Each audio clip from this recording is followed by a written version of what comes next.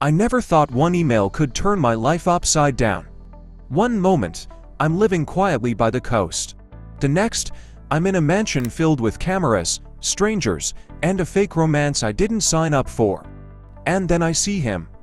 Real and Voss, confident, magnetic, dangerous. What started as a staged reality show pairing quickly became real. Every secret and every look caught on camera. This is the heart experiment, where nothing is scripted, except the way love finds you when you least expect it. Don't forget to subscribe to Sweet Serenity BL, share, and like. I never planned to fall in love on national television. Actually, I never planned to be on television at all. My idea of a good day was waking up to the sound of waves brushing against the Le Nouveau coast, making myself a cup of black coffee, and sketching at my desk until the sun disappeared behind the glass towers. Quiet, simple, private, that was me, or at least, that's who I thought I was before the heart experiment came crashing into my life. It all started with an email. A short, shiny one that felt like a prank. Congratulations, Brian. You've been selected to participate in the Heart Experiment Season 3. Le Nouveau's most talked about social reality series. I almost laughed. Me, a contestant on a fake dating show where influencers pretend to fall in love for camera views. I didn't even have 1,000 followers. My world existed outside the glowing blue light of social media. That the email had my name, my age, and even my address. It was real. At first, I deleted it. Then, I undeleted it. I don't know why. Maybe curiosity, maybe boredom, or maybe it was the part that said, participants receive a compensation package of $3.5 million and brand partnership opportunities. That line hit a soft spot. My rent had been overdue for 2 months, and my freelance design jobs were drying up faster than I could send out invoices.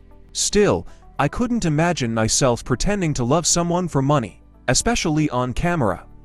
The idea made my skin crawl, but something in me whispered, what if this is the change you need? The interview process happened so fast, I barely remembered agreeing to it. A sleek black car picked me up from my apartment, and before I knew it, I was sitting in front of a panel of producers in a glass office overlooking the Le Nouveau skyline. One of them, a woman with silver hair and sharp eyes, smiled as she said, Black Brian, your name already sounds like a brand. People will remember it. I asked her why I was even there. She said, you're real. We need real. I didn't know what that meant until the day I walked into the Heart Experiment mansion. Cameras everywhere, bright lights, fake laughter echoing down marble halls. Everything felt staged, like life had been replaced with a glossy version of itself. But then I saw him, real and Voss. He was standing by the pool, wearing a sleeveless white shirt and a grin that looked like it had been sculpted by some light. Everyone seemed to orbit around him. The cameras, the crew, even the breeze. I'd seen him online before, of course. Reelan was the kind of influencer who turned the mundane into magic. A coffee run became a cinematic vlog. A walk in the park trended for days. He turned to look at me, and for a second, everything slowed down. I didn't know why. There was something in his eyes, a flicker of recognition, like he knew me from somewhere. Black Brian, he said, walking toward me with a confident stride. They paired me with you. Guess we're fake boyfriends now. I froze. Wait, what? Didn't they tell you? He chuckled softly. Each contestant is paired up. We're supposed to play lovers. Convince the audience we're the real deal. My stomach dropped. You're kidding. I wish I was. He tilted his head, that same unreadable look in his eyes. But hey, if we're going to fake it, we might as well make it fun. I hated how effortlessly he spoke, like this whole thing was just another performance. But there was something disarming about him, something that pulled me, and despite every warning siren going off in my head. That night, they filmed our first meeting scene. We had to pretend it was spontaneous, eyes locking, hands brushing, a little laugh in between. The director shouted cues like we were acting in a romance movie. Closer. Hold eye contact. Perfect. I felt ridiculous, but Reelan, he slipped into the role like he was born for it. When he smiled, the world seemed to follow. And when he looked at me, even though I knew it was fake, something in my chest stirred. After the cameras went off, I pulled him aside. You're really good at this, I said, half impressed, half confused. He leaned against the balcony rail, smirking. I've had practice. He looked away for a second, And for the first time that day, his confidence cracked, something like that. There was silence between us, not awkward, but heavy. The kind that makes you wonder what someone's hiding. Then he said quietly, "You'll figure me out eventually, Brian. You're observant, that's probably why they picked you." That line stuck with me. I couldn't tell if it was a compliment or a warning. Later that night, after everyone had gone to bed, I sat on the balcony, watching the city lights dance across the sea. I thought about what he'd said, about why I was even here, about the irony of being paid to fake affection when I'd spent years avoiding the real thing. But there was something about Rylan I couldn't ignore, something beneath the influencer glow. A quiet sadness, maybe, or familiarity. The way he looked at me, like he was searching for something he'd lost long ago. I didn't know it then, but that look was the beginning of everything. The start of a story that would tear down walls I didn't even know I'd built. And somewhere deep inside me, a voice whispered, "This isn't going to stay fake for long." I woke up to the sound of microphones being clipped onto my shirt collar. A production assistant whispered a quick good morning, then scurried away before I could respond. My head was still foggy from sleep, but the moment I looked around, reality hit me again. I wasn't home. I was in the Heart Experiment Mansion, a place where mornings begin not with birdsong, but with camera shutters and crew instructions. "Brian, breakfast scene in 5. Someone called from the hallway." I rubbed my eyes, sat up, and saw the cameras already aimed at the kitchen downstairs. Rylan was there, of course, making pancakes like he'd been born for reality TV. His hair was a little messy, his shirt slightly unbuttoned, and the producers were eating it up.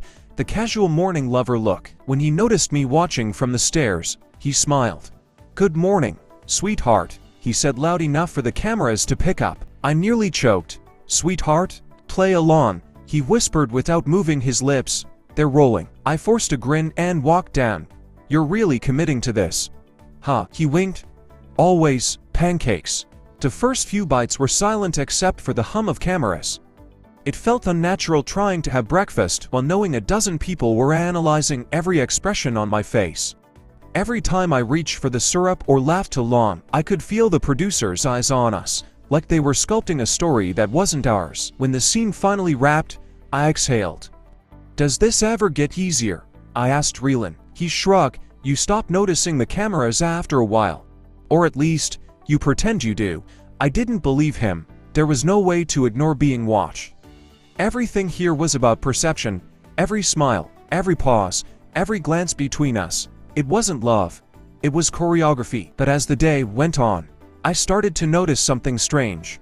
When the cameras weren't rolling, Rylan was quiet, thoughtful. He'd slip away from the group and stand by the window, staring out at the city like it held answers he couldn't reach. During lunch, I caught him sitting alone by the fountain, scrolling through his phone. I hesitated for a moment, then joined him. "You okay?" He glanced at me, then locked his phone. "Yeah. Just tired." From pretending. A faint smile touched his lips. "You catch on quick." I leaned back on the bench. "You don't seem like the guy they show online." "Maybe I'm not." His voice softened, almost too quiet for the cameras across the courtyard to hear. "The internet's easy. You only show people what you want them to see." I didn't reply right away. There was something in his tone, a heaviness that didn't fit the confident image he projected. It made me wonder what kind of life existed behind the filters, the fame, the perfect lighting. Later that evening, the producers gathered all the contestants in the living room. The host, a woman in a silver jumpsuit and an unnaturally bright smile, announced the next challenge, the trust fall. Each pair had to climb a small stage and fall backward into their partner's arms while the cameras recorded their reactions. "Love," she said dramatically, "is about trust. Let's see who really has it." My chest tightened. It wasn't the falling that scared me. It was the idea of letting someone catch me.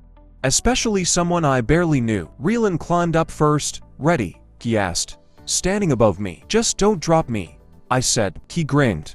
"I wouldn't dare." He fell backward, and for a split second, I panicked. But my arms moved before my brain did, catching him firmly. His weight hit me harder than I expected, and we both stumbled, laughing. For the first time, it felt genuine, not forced, not filmed. When it was my turn, I climbed the stage, my heart hammering. Rylan stood below, arms open. "Trust me," he said. I hesitated. His voice was calm. "Sure." Something about it made me believe him. Even though I didn't want to, I closed my eyes and let go. The world tilted. Wine rushed past my ears. Then, arms. Strong, steady, real. "You're safe," he whispered. And for a moment, I believed him. The crew cheered, the host clapped, and the cameras captured what they called a beautiful moment of connection. But I knew what I felt wasn't scripted. The warmth of his hands lingered long after the scene ended. That night, I couldn't sleep. I replayed the moment in my mind. The look in his eyes, the tone of his voice. It wasn't acting, or maybe it was, and I was just naive enough to fall for it. Around midnight, I stepped out to the balcony for some air. To my surprise, Rylan was already there, sitting on the railing with a cigarette between his fingers. "Didn't think you smoked," I said quietly. He smirked without looking at me. "I don't, not when people are watching." "Then why now?" he exhaled, watching the smoke dissolve into the night. "Because right now, it feels like no one is." I leaned against the wall beside him. "You're full of contradictions, you know." "So are you," he said. "You act like you hate all this, but something tells me you needed to be here." He wasn't wrong, I just didn't like admitting it. Then he turned to me, his expression softer than I'd ever seen it. "You remind me of someone I used to know." "Who?" I asked. He looked away, a shadow passing over his face. "Someone I shouldn't have lost." The air between us shifted. There it was again. That flicker of recognition. That unspoken link I couldn't name. I wanted to ask more, but his phone buzzed, and the moment vanished. He stood up, tossed the cigarette, and said, "Get some sleep, Brian. Tomorrow's going to be heavier." "Heavier?" I frowned.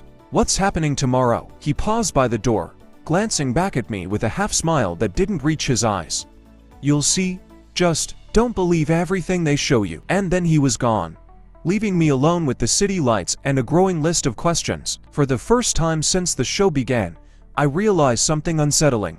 This wasn't just entertainment. There were layers here. Secrets behind smiles, truths buried under scripts, and Rylan Voss was at the center of all of them. If there's one thing I've learned about the heart experiment, it's that nothing stays buried forever. Every secret, every whisper, every hidden emotion finds its way to the camera eventually. But this what happened after that night wasn't for the cameras. It was too real, too raw, and too close to the truth neither of us was ready to face. The next morning began with tension thick enough to taste. Everyone seemed on edge, whispering about a surprise twist the producers had promised. Rylan avoided me during breakfast, his usual charm replaced by quiet detachment. I wanted to ask what he'd meant about not believing everything they show you, but the words stayed trapped in my throat. By noon, the mansion buzzed with excitement. The host, all glitter and grin, gathered us in the main hall. "Contestants," she announced, "today's task is about honesty. We're calling it the Truth Room. Each pair will enter and answer one question with no script, no edits, no retakes. The world will see exactly who you are." I felt my stomach twist. Honesty. On this show. It sounded like a setup. Rylan and I were called in last. The room was dimly lit, a single camera pointed at two chairs facing each other. On the table between us sat a small envelope labeled "Question." "Ready?" Rylan asked, his tone unreadable. "Not even close." He gave a faint smile. "Neither am I." I tore open the envelope and read aloud. "What truth have you been hiding from your partner since the start of the show?" For a second, neither of us moved. The silence felt alive. I cleared my throat. "I'll go first, I guess." I took a deep breath. I didn't want to be here. I thought this was all fake, every word, every smile. But somewhere along the way, I started caring. And that scares me because I don't know if you're real. Rylan, I can't tell where the performance ends. He looked at me, eyes burning with something I couldn't name. Then, slowly, he said, "I joined this show because of you, Brian." The words hit me like a punch. "What?" He exhaled shakily. "You don't remember me, do you? 4 years ago, Lunaval Youth Shelter. You volunteered there for a semester. I was one of the older kids. You taught our classes sketching, painting. You told us we could make something beautiful out of anything broken." My chest tightened. Memories flooded back, faces, laughter, sketches taped to faded walls. You were there." He nodded. "You were the first person who made me believe I could be more than what people said I was. But then you left, and a few months later, the shelter shut down. I tried to find you, messaged your old portfolio page, followed your work, but you disappeared. When I saw your name on the casting list for the heart experiment, I didn't think, I just signed up. My mind spun. So this wasn't random. No. He whispered. None of it was. The room felt too small, too bright. Cameras or not, everything inside me cracked open. Why didn't you tell me sooner? He smiled sadly. Would you have believed me? You already thought everything here was fake. I didn't want to be another lie. I stared at him, my pulse pounding in my ears. So all this time you were trying to find me? He nodded once, eyes glistening. Not the online you. Not the designer or the contestant, you.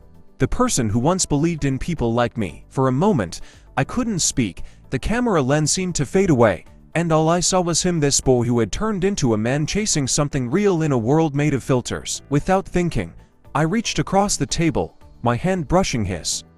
The air shifted, the silence deepened, and something unspoken passed between us. I don't know what this is anymore, I said quietly. The show, the scripts, all of it feels like no's. But this, I looked at him, this feels like the only thing that's true. He smiled faintly, then let's stop pretending. When the director's voice broke through the speaker, and cut. We didn't move, the moment was too fragile to break. Ryland's hand tightened around mine, as if afraid I'd vanish again. Later that evening, the episode aired live. Fans flooded the internet with clips of our confession. Black Brian and Real and Real, or acting, trended for hours. Everyone had an opinion, but none of them mattered, because when the cameras went off for the final time, and the mansion emptied out, Reelan found me by the beach behind the house. The sunset painted everything gold and quiet. He stood beside me, hands in his pockets, and said softly, "It's strange. The show's over, but this feels like the beginning." I looked at him, the sea breeze carrying his words between us. "It doesn't have to end with the show," I said. "We can write the next part ourselves." He smiled, a real one this time, off script, completely. And then, with the waves crashing and the cameras finally gone, he leaned in and kissed me. Not for the audience, not for the show, just for us. It wasn't perfect, it wasn't planned, but it was real. Later, as we walked along the shoreline, I thought about how everything had started, a fake setup, a forced pairing, an unwanted invitation. Yet somehow, it led us here, to something honest, something raw. Love didn't come wrapped in perfection, it came hidden inside mistakes, inside things that weren't supposed to happen.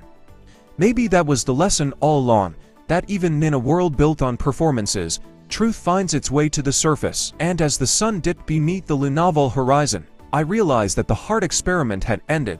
But my heart, for the first time, had just begun.